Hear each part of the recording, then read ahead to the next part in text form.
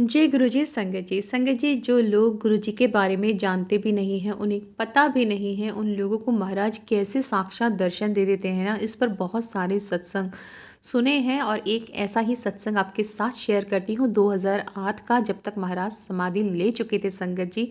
उन्हीं की एक संगत थी जिनकी मन था कि वो एक पर्टिकुलर फार्म हाउस में ही शादी करें। महाराज शिवरात्रि के फंक्शन में उनकी शादी फिक्स कर चुकी थी। उन्होंने उनकी मदर को बोल दिया था, लड़की का मैंने रिश्ता सुझा दिया है।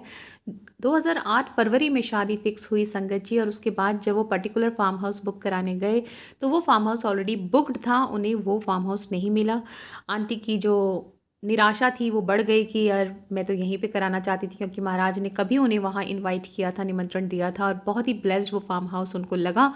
बट संगत जी, अगले दिन ना उसी फार्म हाउस के मैनेजर का फ़ोन आता है, कहता है आपके नाम पर इस डेट पर ना ये फार्म हाउस बुक्ड है, तो आप पेमेंट कर जाओ। अब ये लोग जाते हैं, कहते हैं हम तो कल आए थे, कल आपने कहा कि ये तो ऑलरेडी बुक्ड है किसी और के नाम पे, तो आपने हमें दिया नहीं।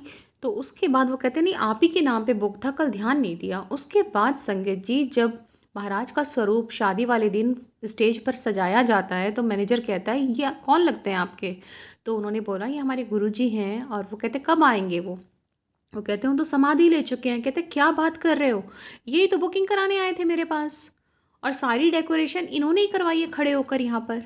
तो सोचिए संगत जी, गुरुजी कितना ख्याल अपनी संगत का रखते हैं और कैसे दर्शन दे देते हैं साक्षात ऐसे लोगों को जो उन्हें जानते तक नहीं है संगत जी।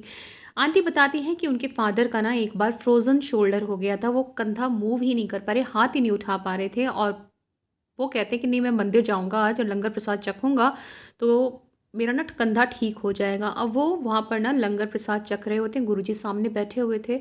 तो उन्हीं के ऊपर ना एक एसी था वहाँ पर। तो गुरुजी कहते हैं अंकल से कि तू उठ, एसी निकालिए, ये खट खट खट खट कर रहा है, नया एसी लगवाएंगे, यहाँ पे ठंडी हवा फेंकेगा। आप सोचिए, अंकल जी का हाथ ही नहीं ऊपर उठ रहा था, पर उन्होंने उस एसी को निकाला, नया एसी आया, उन्हीं अंकल ने वो नया एसी फिट किया। संगत जी, अंकल का कंधा कब सही हो गया उन्हें पता ही नहीं चला। और ये महाराज की ऐसी कृपा है कि इंस्टेंट वहाँ पर इलाज ऐसे संगत के होते थे संगत जी। ऐसे ऐसे इलाज जहाँ सर्जरी के बिना तो डॉक्टर कहते थे कुछ सही हो ही नहीं सकता, पर गुरु जी महाराज की कृपा ऐसी, उनकी आशीर्वाद ऐसा कि बिना सर्जरी के संगत के ला इलाज रोग तक वहाँ जाकर संगत जी ठीक हो जाया करते।